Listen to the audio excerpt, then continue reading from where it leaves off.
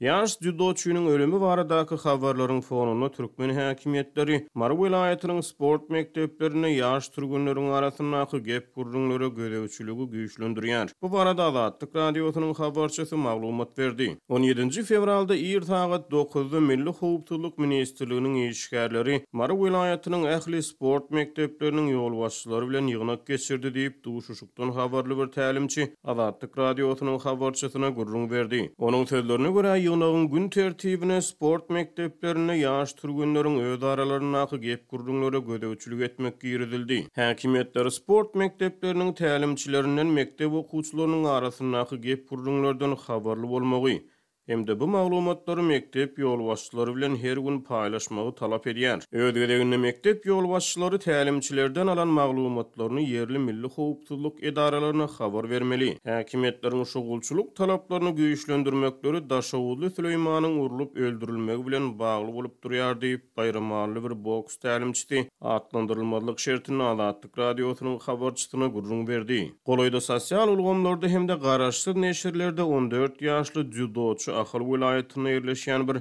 ýaş olimpiýaçylary taýýarlaýyş mektebiniň 7-nji klas okuwçysy Süleyman Tursunbaýewiň sport bägteşiginden soňra urulup öldürilenligi barada habarlar ýaýrady. Habarlarda aýdylmagyna görä ýaş ýetkinjige bir ýarşyň öňe ýöresinde öz garşydaşyndan ýeňilmek işaret edilipdir. Ol bu işarata ýa düşünmän ýa-da boyun eýmän garşydaşyny ýeňenden soňra näwelli adamlar tarapyndan urulup ýenjilýär.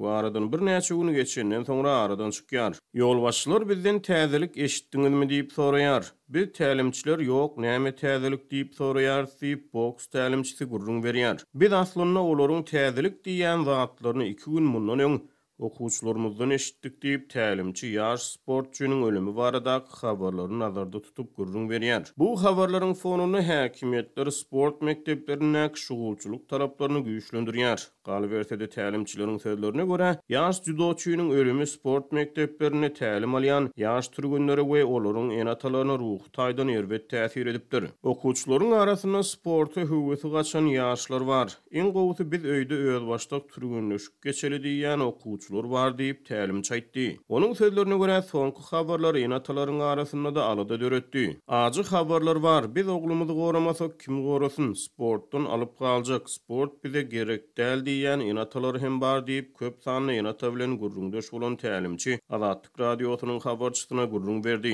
Ol tälimçileriň enatalardan ýaş türgünleri okuwdan alyp galmazlygy haýyş edenliklerini, okuwçylar bilen hem aýratyn ýygnak geçirenliklerini gurrun berdi. Ýygnaklarda tälimçiler ýaş türgünleri şu günler bilýän zatlary barada tanaýan ýa-da tanamaýan adamlarynyň arasynda gurrun etmezligi tapşyrypdyrlar. Şeýle-de tälimçiler okuwçylaryň enatalaryna çağalara telefon bermezligi berseler hem ýöneköý telefon bermegi tapşyrypdyrlar. Okuwçylaryň el telefonlaryny barlamaklary mümkin. Birden telefonu hökümeti tanqidlayan bir maglumat çykaýsa, onda siziň çağalaryňyzy da, siziň maşgala agzalaryňyzy da soraga çekip bilýärler diýip tälimçi enatalary hüşgärlige çağırypdyr. Türkmenistanyň häkimetleri uly klas mektep okuwçylarynyň arasynda wagtal telefon barlaklaryny geçirýärler. Galbertede tälimçiniň sözlerine görä ýaş judoçynyň ölümi barada habarlaryň ýani enatalaryň arasynda öz çağasynyň sport ýarışlaryna gatnaşdyrylmalygyny talap edip, haýyş bilen tälimçilere ýüz tutýan howsarlar bar. Azatlyk radiosy Mara vilayatynyň sport mektepleriniň ýol başçylary bilen geçirilen ýygnak we onuň gün tertibine gozgulan meseleler boýunça Marynyň vilayet häkimliginden hemde vilayet bilim müdürliginden kommentariýa alyp bilmedi. Aşgabatda saglyk işgärleriniň ençemesine koronawirusa garşy waksina henizem edilmendir. Bu aralykda Türkmenistanyň ortiýetden satyn alan waksinalarynyň ençeme wagtlap garaşylan nowatdaky bölegi ýurda getirildi. Ýurtda koronavirusly ýagdaýlaryň ýüze çykmagy şolsanda mektep okuwçylarynyň kesellemegi dowam edýär. Türkmenistanda koronawirusa garşy vaksinasiýa fevral aýynyň başyndan bäri dowam edýän hem bolsa medisina işgärleriniň ençemesi henizem waksina alyp bilmendir. Aşgabatly habarçylarymyzyň 17 fevralda beren maglumatlaryna Paýtagtyň saglyk öýlerinde şeýle-de keselhanalaryň bir näçesinde saglyk işgärleri waksina garaşýarlar. Hususan da koronavirus bilen kesellenlerin köpçülikliğin alınıp barylýan kardiologiya merkezinde we Simaşka adyndaky keselhanada işgärler zerur dokumentlary we anketalary esli wagt mundan öňe doldurupdyr. we heniden vaktsina garaşýarlar. Resmi derejede COVID-19 keseliniň ýurtda ýokdugyny eglan eden Türkmenistanyň ýolbaşçylary ýanwar aýynda Orsiýetde öndürilen 2 sany vaksinany hasap aldylar. Ýurtda tiz vaksinasiýa başlandy. Häkimetler vaksinasiýanyň we onuň alınıp barylşynyň tertibi barada resmi taýdan habar bermediler.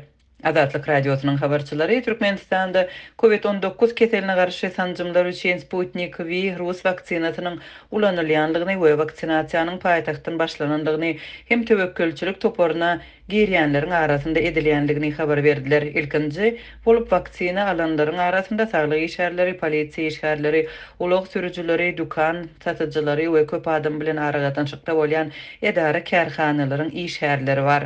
Şol bir wagtda vaksinasiýa taýynlyk tutuş ýurt boýunça ýanwarda başlanyp deýilatyň ýaşy 60-dan geçen gatlagy gan barlygyndan geçirildi. Vilayetlerde töwekkülçilik toporuna girýänlere we ýaşly adamlara vaksinasiýa edilmek üçin elektron saglyk kitapçalaryny edinmek tapşyryldy. Ýatlatsak 30-njy ýanwarda Azatlyk radiosynyň Türkmenistandaky habarçylary Sputnik V vaksinasynyň 350 kilogram möçberiniň Moskwadan Türkmenabad şäherine alınıp barlandygyny we desine paýtagtda uğradylandygyny habar berdi. Türkmenabadyň halkara aeroportundaky çeşmeler vaksinalaryň ýene bir böleginiň 10-njy fevralda ýurda getirilmegine garaşylýanlygyny habar berdi. Şol vaksinalar 17-nji fevralda Türkmenistana eltilipdir. Adynyň agdalmazlyk şerti bilen gürleşen çeşmelerimiziň sözlerine görä 17-nji fevralda daňdan Türkmenabadyň aeroportuna baran ýük uçary Moskwanyň Domodedow aeroportundan gece saat 1-de uçupdyr. Getirilen vaksinalaryň mukdarynyň ozalkysyndan hasyly bolandygyny çeşmelerimiz aýdýarlar. Çeşmelerimiz Türkmenistana koronawirusa garşy Rus vaksinasyny getiren ýük uçarynyň 2 günläp Moskwanyň aeroportunda garaşmaly bolandygyny belliýärler. Bu ýagdaýlar barada Türkmenabadyň aeroportundan we Moskwanyň Domodedow aeroportundan resmi taýdan maglumat alyp bolmady. Türkmenistanda koronawirusa garşy vaksina etmek işi ýurtda resmiler tarapyndan boyun alınmayan keseliň ýaýramagynyň hem koronawirus alamatlary bolan keselden ölýänleriň köpelýän wagtynda alınıp barylýar. Koronawirusly ýagdaýlaryň ýüze çykmagy şol sanda mektep okuwçylarynyň kesellemegi dowam edýär. Munyň bilen baglykda mekteplerde dezinfeksiýa işleri geçirilýär. Habarçylarymyzyň 16-njy fevralda aýtmagyna görä sanitariýa we epidemiologiýa gullugy paýtagtyň 15-nji mektebinde düýpli dezinfeksiýa işlerini geçiripdir. Munyň sebäpleri düşündirilmedi. Emma bu ýagdaý mektepde okuyan okuwçylaryň koronavirus keseli bilen kesellemeginiň ýa-da gabat geldi. Azatlyga ma'lum bolşyna görä adyndan 2 okuwçyda COVID-19 keseliniň bolmagy tasdiklanypdyr. Çeşmelerimiziň biri olaryň 6-njy klassda okuyandygyny aýdýar. Türkmenistan geçen ýylda gerden çäklendirmeleriniň käbirini gowşatmagy planlaşdyrýar. Hususan 1-nji martdan demir ýol gatnawynyň dikeldilmeginiň planlaşdyrylýandygyny habarçylarymyz aýdýarlar. Olaryň sözlerine görä munyň bilen baglykda ýylatyň ýurdun içinde hereket etmegine ruhsat bermek boýunça döredilen ýörite komissiýalary ýatyrmak meselesine seredilýär. Ýurtda dowam edýän ykdysady kynçylyklaryň fonuna Bayramaly we Mary şäherlerine ogurluk hadiseleri ýokurlanýan mahaly polisiýanyň bu mesele çemereşigi ilaty çykgynsyz ýagdaýa salýar. Azatlyk radiosynyň habarçylary soňky wagtlarda Bayramalyda hususan awtowlaw şaýlarynyň Marada hojalyklardaky suw nasoslarynyň galy bersede azyk önümleriniň has köp ogurlanýanlygyny habar berýärler. Satyp bolajak zatlary ogurlaýarlar diýip bir marly ýaşaýjy aýtdy.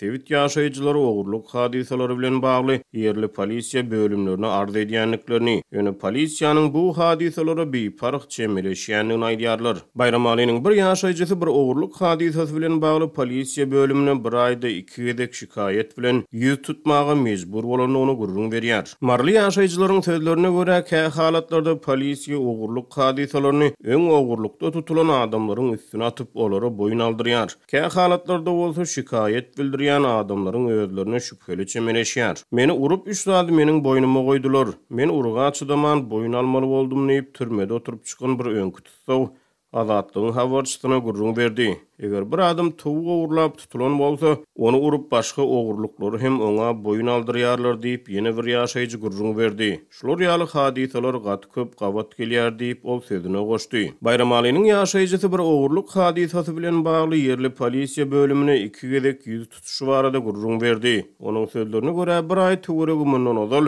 onuň aýoglugynyň akkumulýatory ogurlanýar. Ezir çeken polisiýa şikayet bilen ýüz tutýar we ogruýynyň tapylmagyny soraýar. 960 manada başga akkumulýator satyn alýar. Ýöne aradan 2 hepde töwereg wagt geçenden soňra awtologyň täze akkumulýatory ýene-de ogurlanýar. Bir teresden maşynyň kapodu açykdyr. Akkumulýator ýok diýip Bayramalinyň ýaşaýjysy Azatlyk radiosynyň habarçysyna gurrun berýär. Ol ikinji gezek ýene-de polisiýa ýüz tutýar.